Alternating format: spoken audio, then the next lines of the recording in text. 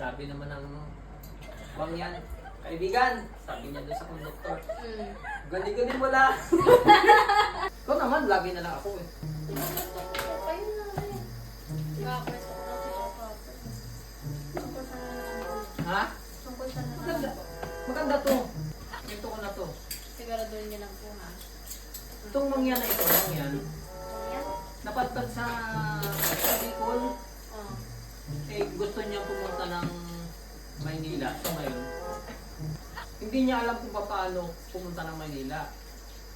Oh, tapos. Pumunta siya ng terminal ng bus sa Naga. Sa Naga. Kasi nandiyan yung malaking terminal ng bus. Tapos. Bago siya sumakay ng bus, nakakita siya ng kainan. Palengke kasi madami diyang kainan. Tama. Napadami yung kain niya. Madami. Oh. So ngayon, nung sumakay na siya ng bus, humihilab yung tiyan niya. Bakit po? Napadami yung kain. Kaya naman. Ano, sumasakit. Hmm. Tapos, sabi niya dun sa konduktor ng bus. Saan pa? Konduktor ng bus. Sabi niya, Hindi ba na ako gana lang pamasahe. Yung, di ba, Kala ko may, doktor. may driver, may konduktor yan. Sabi niya, Hmm. kaibigan, sumasakit ang aking tiyan eh. Hmm. Pwede bang tumigil muna tayo dyan sa tabi? Hmm. Baka suka. Kasi sumasakit ang tiyan ko, sabi niya. Hmm. Sabi ng konduktor. Kaibigan, guni-guni mo lang yan. Hmm? Masakit nga ang tiyan din. Yan nga, sabi nga ng konduktor, guni-guni lang nung mangyan na masakit yung kanyang tiyan. Ay di, tuloy-tuloy pa din ang takbo ng bus.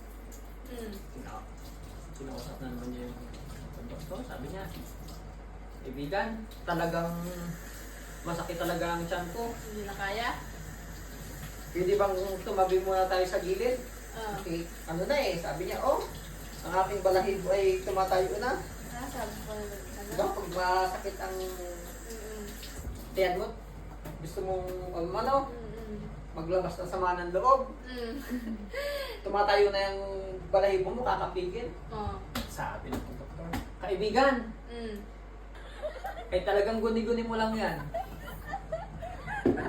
Ayaw pa, di pa din Paano? tumigil, tuloy-tuloy pa din. Ano yung gets mo? Tapos maya-maya, sabi ng ibang mga tao sa bus, ibang passenger. Sabi niya Mabaho. sabi Utot. niya, ano yung amoy na yun? Mabaho. Baka tumain na din. Tapos sabi ng konduktor doon sa mangyan, kaibigan, ikaw ba'y tumae? Sabi naman ng mangyan, kaibigan, sabi niya doon sa konduktor, gani-gani mo lang. Oo nga no. Ang galing. Eh, Oo nga no. sinabi na ng mangyan sa konduktor na masakit ang kanyang tiyan. Tumabi muna. Ayaw eh. Ano? Oh, Oo guni-guni nga. lang daw. Guni-guni lang. Ay, hindi na niya kaya talaga lumabas na ng kusa. Oo, yung sabi sama ng sabi loob. niya doon sa konduktor eh. Baka gani-gani lang. Guni-guni mo lang din niya, konduktor. Oo nga. Ngayon ko lang na-gets.